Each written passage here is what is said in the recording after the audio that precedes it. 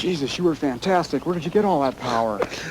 So, here we are again. Take-Two Interactive, Rockstar's wonderful parent company, has taken it upon themselves to destroy something beloved in the community once more. Darkness imprisoning me. You see, this time they had their sights set on a total conversion mod for GTA 5, a massive mod called the Liberty City Preservation Project. Cars, pedestrians, even the subway system have been included and function surprisingly well. Given all of that, you might be wondering, what gives?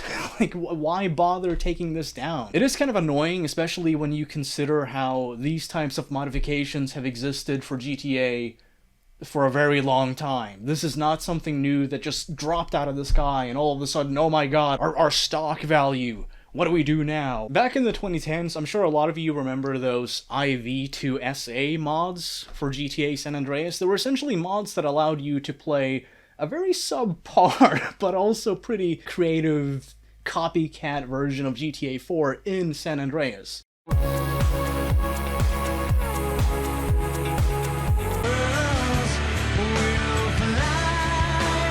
We're passing the cab office, Niko. This is the business that will take us to the top of the pile.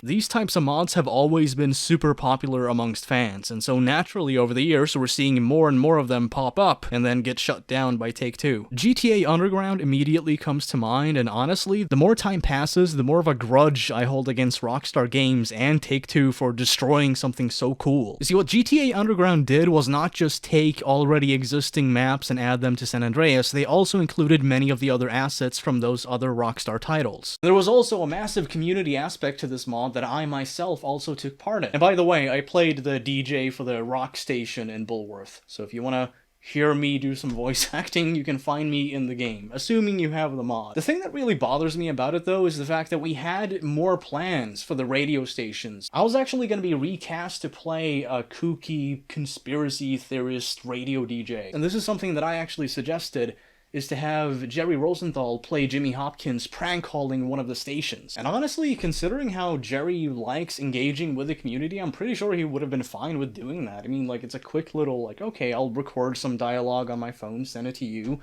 you put that in the game, people can enjoy it and get a quick laugh. Sweet. No, criminal scum, this is in violation of the EULA. So yeah, Take-Two Interactive had it shut down.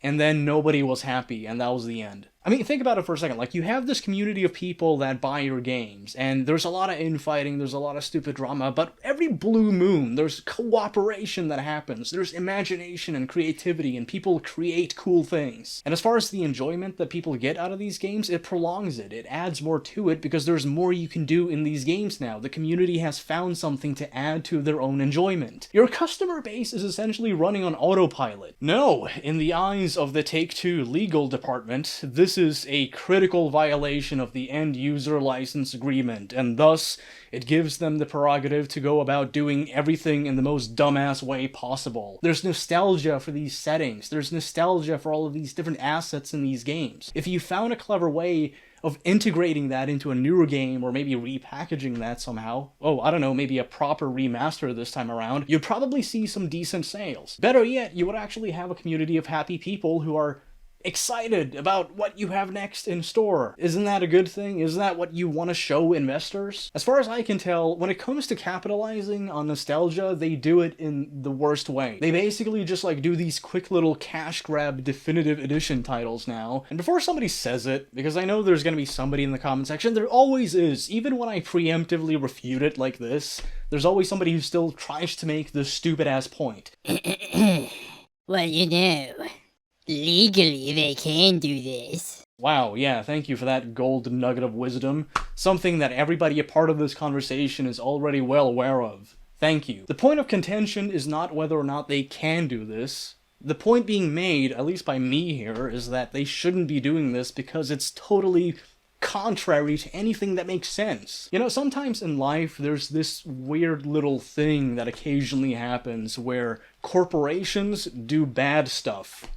I know. I guess the lesson of today is that life is unfair. Poverty, starvation, dictatorships, Maroon 5, and now this. Let's face it, folks, we live on a pretty fucking terrible planet. Now, some of you might be thinking, Well, SWEGTA, I mean, come on, who can blame them? Really, I mean, all they're doing at the end of the day is protecting the very thing that made them rich. And to that I say, I blame them. Like, why wouldn't I? The profit argument makes no sense at all. It doesn't. Even way before Rockstar were as massive as they are today. Back in the day, Rockstar Games actually used to occasionally assist in modding projects. Not with a straight up hands-on approach, but, you know, with a more kind of like, oh yeah, we'll send you some source code here and there. Oh, you need this. Alright, we'll look into it. If we have it, we'll send it. In fact, Benzies himself even instructed a GTA developer to send source code to a multiplayer modding team. I think a big part of this is the fact that a lot of the individuals behind your favorite games are now gone. And by the way, I mean gone as in left the company or got fired. I kind of made it sound like they perished for a second. But yeah, as a consequence of people like Dan Houser leaving Rockstar Games, I think partially that's why we've seen some of their games be neglected on even the Rockstar Games launcher itself. Maybe it's me, maybe it's Maybelline, but I feel like had Dan Houser still been a part of Rockstar Games, a lot of these old games could have gotten better treatment. It's just sad. Benzies is gone. Dan Houser is gone. Michael Unsworth is gone. On a side note, I want to give my 2 cents on some of these anti-woke YouTubers that go around claiming that Lazlow Jones left Rockstar Games because it became too woke. He was like one of their genius comedic writers, and because of their PC culture, now he's gone. He left in disgust and dismay. No. Lazlow Jones left Rockstar Games because he wanted to take care of his dying sister and spend time with her.